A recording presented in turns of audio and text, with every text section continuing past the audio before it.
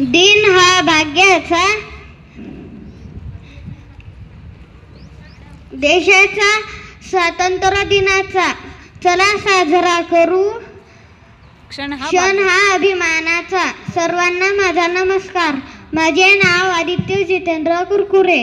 आज 15 ऑगस्ट आहे. आपण भारताचा स्वातंत्र्य दिन साजरा करत आहोत.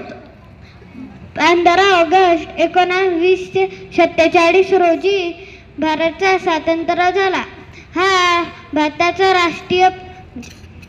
भारताचा एक राष्ट्रीय सण आहे. मला माझा देश खूप आवडतो.